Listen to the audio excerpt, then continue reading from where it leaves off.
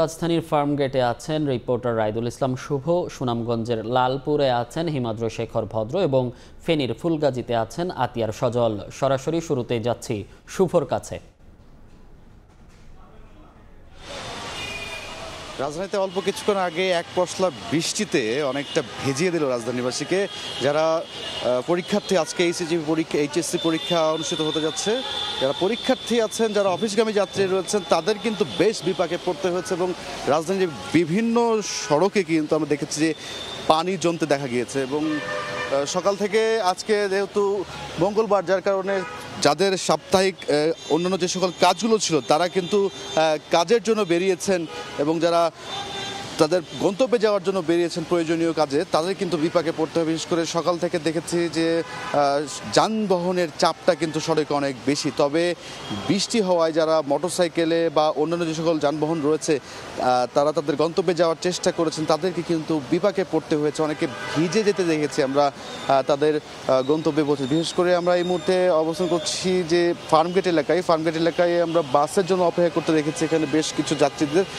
তারা যেটি বলছিলেন যে সময় মতো বাস আসছে না, হয়তো সড়কে যানের চাপ রয়েছে, পাশাপাশি বৃষ্টির কারণে কিন্তু যানবাহনটা ধীরগতি অবস্থায় হয়তো চলছে যানবাহন, যে কারণে হয়তো নির্দিষ্ট সময়ে তারা যানবাহন পাচ্ছেন না। অফিসে কিছুটা বা অন্যান্য যে সকল শিক্ষা প্রতিষ্ঠান বা কাজে যাচ্ছেন তারা সময়ের চেয়ে কিছুটা দেরিতে পৌঁছাবে বলে ধারণা করছেন। এবং আরও যে বিষয়গুলো আমরা অভিযোগ পেয়েছি কিছু কিছু জায়গায়, বিশেষ করে রিক্সাগুলো এবং বেশ কিছু সিএনজি রয়েছে, বৃষ্টির কারণে কিন্তু অতিরিক্ত একটা ভাড়া আদায়ের অভিযোগ আমরা পেয়েছি। যে যারা যাত্রী রয়েছেন অন্যান্য সময়ে, স্বাভাবিক সময়ে যেমন ভাড়া হয়ে থাকে তার চেয়ে দেখা যাচ্ছে যে 20, 30, 50 টাকা বেশি টাকা চাচ্ছে বলে ওই যে বিষয়টি সাধারণ যাত্রীরা অভিযোগ করেছেন। তো এক কথা যদি বলতে চাই যে এই মুহূর্তে রাজধানীতে বৃষ্টির কারণে যারা অফিসগামী এবং স্কুল শিক্ষার্থী রয়েছে, যারা পরীক্ষার্থী রয়েছে, তাদের কিছুটা ভোগান্তিতেই পড়তে হয়েছে। তো সব কিছু মিলিয়ে রাজধানীতে এই ছিল আমার কাছে সবশেষ। আমরা এখন চলে যাব সিলেটের সুনামগঞ্জে, সেখানে বন্যা পরিস্থিতি জানাতে আমাদের সহকর্মী সেখানে রয়েছেন হিমাদ্রি। আমরা তার কাছে বন্যা পরিস্থিতি জানার চেষ্টা করবো। হিমাদ্রি, আমি আছি সুনামগঞ্জ সদর উপজেলার লালপুর এলাকায়। এই এলাকা দিয়ে পাহাড়ি ঢল প্রবাহিত হচ্ছে এবং এই তাইজপুর এবং বিশম্বরপুর সুনামগঞ্জের যোগাযোগের একটি প্রধান সড়ক এটি। এই সড়কের প্রায় 3টি অংশ দিয়ে এইভাবে পানি প্রবাহিত হচ্ছে। এটি সুরমা নদীর পানি উপচে মূলত এখানে এই সড়ক পানি প্রবাহিত হচ্ছে। আপনারা দেখতে পাচ্ছেন যে এই সড়কে কিভাবে পাহাড়ি ঢলের পানি প্রবাহিত হচ্ছে এবং অনেকটা ঝুঁকি নিয়ে যানবাহন চলাচল করছে। আমরা সকাল থেকে এখানে ছিলাম, ক্রমশ নদীর পানি বাড়তেছে এবং এই এলাকায় পাহাড়ি ঢলের পরিমাণও বাড়তেছে। এখন পর্যন্ত সুরমা নদীর পানি বিপদসীমার 34 সেন্টিমিটার উপর দিয়ে প্রবাহিত হচ্ছে এবং প্রত্যেকটা নদীর পানি বৃদ্ধি অব্যাহত আছে। এদিকে সুনামগঞ্জের খাসিয়ামারা, রক্তি, জাদুকাটা, চলতি সমস্ত নদীর পানি বৃদ্ধি পাচ্ছে এবং সুনামগঞ্জের 5টি পয়েন্টে সুরমা নদীর পানি বৃদ্ধি পাচ্ছে। আসলেও এই যে অবস্থা, একটা ভয়াবহ অবস্থার দিকে সুনামগঞ্জের বন্যা পরিস্থিতি রূপ নিচ্ছে। আমরা কথা বলেছিলাম পানি উন্নয়ন বোর্ডের সাথে, তারা জানিয়েছে যে আগামী 72 ঘন্টা আরও ভারী বর্ষণ থেকে অতি ভারী বর্ষণের পূর্বাভাস রয়েছে এবং সেই পূর্বাভাসের কারণে এইভাবে পানি যদি বাড়তে থাকে তাহলে আবারও সুনামগঞ্জে 27 লাখ মানুষ বন্যা প্লাবিত হওয়ার সম্ভাবনা দেখা দিয়েছে।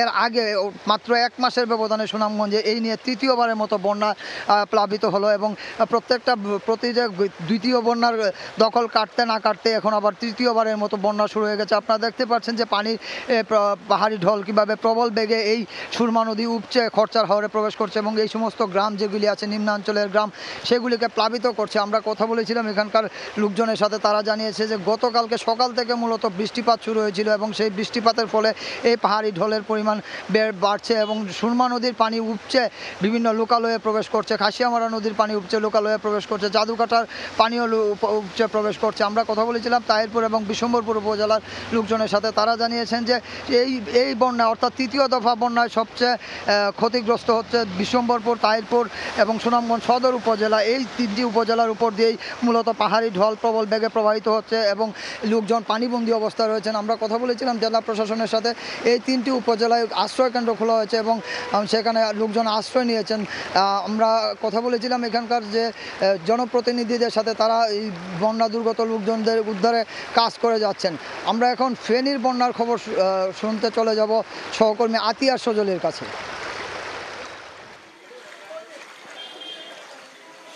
গত কয়েকদিন ধরেই কিন্তু ফেনীতে কিন্তু টানা বৃষ্টি হয়েছে, সেই কারণে কিন্তু নিম্নাঞ্চলে এমনি পানি প্লাবিত ছিল বা ভর্তি ছিল। তারপরে গতকাল হঠাৎ করে কিন্তু ফেনীর মুহুরী নদীর পানি বিপদসীমার 140 সেন্টিমিটার উপর দিয়ে প্রবাহিত হয়ে কোনো তিনটি জায়গায় ভাঙনের সৃষ্টি হয়েছে। সেই সাথে অনেক জায়গায় যে বন্যা নিয়ন্ত্রণ বাঁধ রয়েছে 122 কিলোমিটার, সে 122 কিলোমিটার এই নদীর বন্যা নিয়ন্ত্রণ বাঁধের উপর দিয়েও পানি প্রবাহিত হয়ে লোকালয়ে প্রবেশ করে মানুষের অনেকগুলো গ্রাম তলিয়ে গেছে। আমরা রয়েছি ফুলগাজী বাজারে, দেখতে পাচ্ছেন এখন কিন্তু পানি অনেকটা নেমে গিয়েছে। গতকাল আমরা যেখানে এখন হাঁটু পানি দেখছেন সেখানে কিন্তু কোমর পানির উপরে বা বুক সমান উপরে গতকাল রাতে পানি ছিল। অনেক ব্যবসায়ীদের কিন্তু সমস্ত কিছু ভেঙে চুরে বা পানির তোড়ে কিন্তু অনেক দোকানে পানি ঢুকে গিয়েছে। অনেক দোকানের ব্যবসায়ীকে মালামাল কিন্তু আমরা দেখছি পানিতে ভাসছে, তাদের লক্ষ লক্ষ টাকার জিনিসপত্র নষ্ট হয়ে গিয়েছে। গতকাল রাতভর কিন্তু তারা নির্ঘুম রাত কাটিয়েছে, তারা চেষ্টা করেছে তাদের মালামাল রক্ষা করার জন্য। একইভাবে কিন্তু এই নদীর তীরের কিন্তু যারা বাসিন্দা রয়েছে তাদের অনেকের বাড়িতে আমরা দেখেছি যে বাড়িঘরে পানি ঢুকে গিয়েছে, তাদের ধান চাল বা জিনিস আসবাবপত্র তলিয়ে গিয়েছে। অনেকে কিন্তু নির্ঘুম একটি রাত, ভয়াবহ একটি রাত কাটিয়েছেন।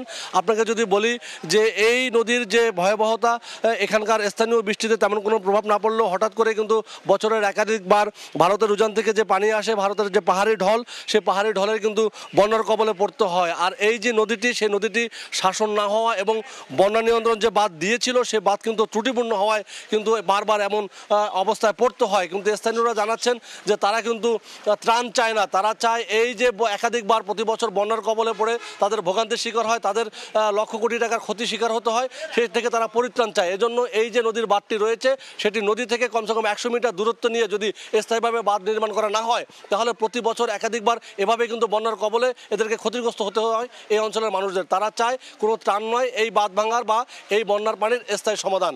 এবং আপনাকে যদি বলে রাখি যে আজকে কিন্তু পানি সম্পদ মন্ত্রী এই বন্যা পরিস্থিতি দেখতে আসার কথা রয়েছে।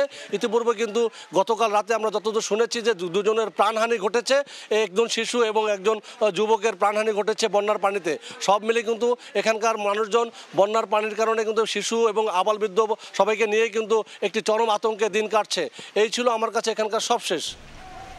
বৃষ্টি ও বন্যা পরিস্থিতির সবশেষ খবর জানাতে সরাসরি যুক্ত ছিলাম ফেনীর ফুলগাজী থেকে, তার আগে সুনামগঞ্জ এবং রাজধানীর ফার্মগেট এলাকা থেকে।